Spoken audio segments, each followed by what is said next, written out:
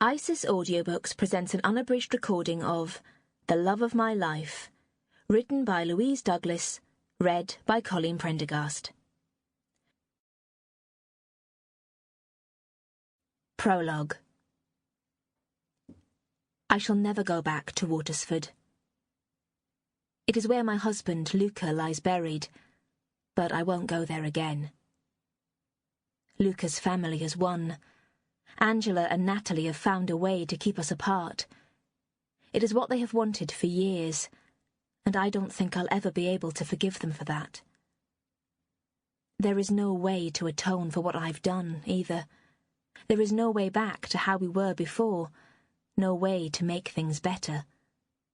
We shall all just have to learn to live with ourselves, and the consequences of our actions.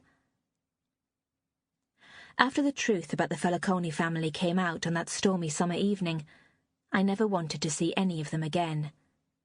So I left the restaurant and got into my car, which was parked outside, and drove through the night to my sister Lynette's house in London. Lynette loves me. She didn't ask why I had arrived on her doorstep at 3 o'clock in the morning with mascara all over my face. She didn't ask why I had turned up without a suitcase or even a toothbrush. She gave me a mug of milky hot chocolate to drink while she made up the bed in the spare room, found a pair of pyjamas for me to wear, tucked me between the clean sheets like a child, and left me to sleep.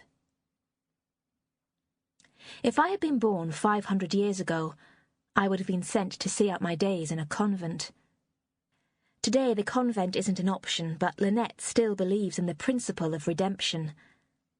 Now I am feeling stronger. She's brought Sean's old laptop up to the bedroom and told me to write down everything that happened. She believes that once I've done that, I will be able to put the whole affair behind me. I don't know if she's right, but I have nothing else to do. I am sitting cross-legged on the yellow bedspread. Beside me is a photograph of Luca, taken outside a restaurant in Sorrento last summer. He is squinting at the camera. The sun is in his eyes, and he has a cigarette between his lips and a bottle of Peroni in his hand.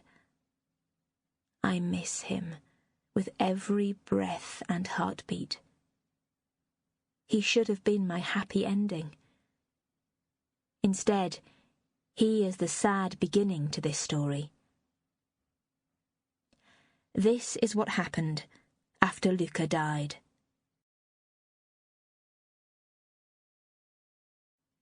Chapter 1.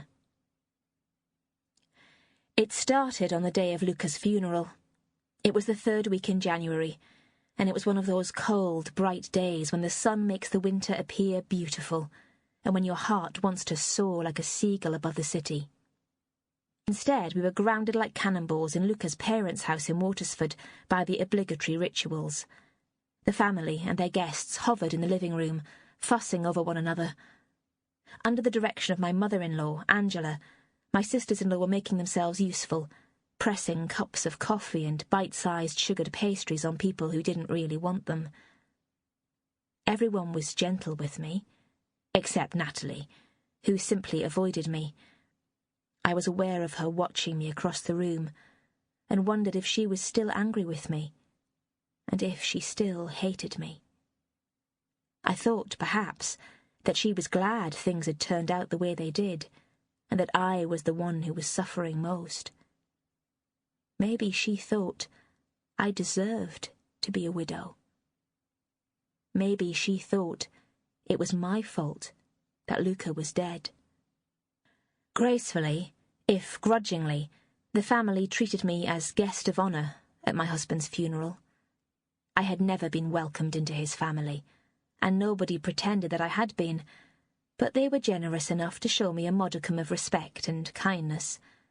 They asked me simple questions about my journey and my hotel, which I answered, but I found elaboration difficult.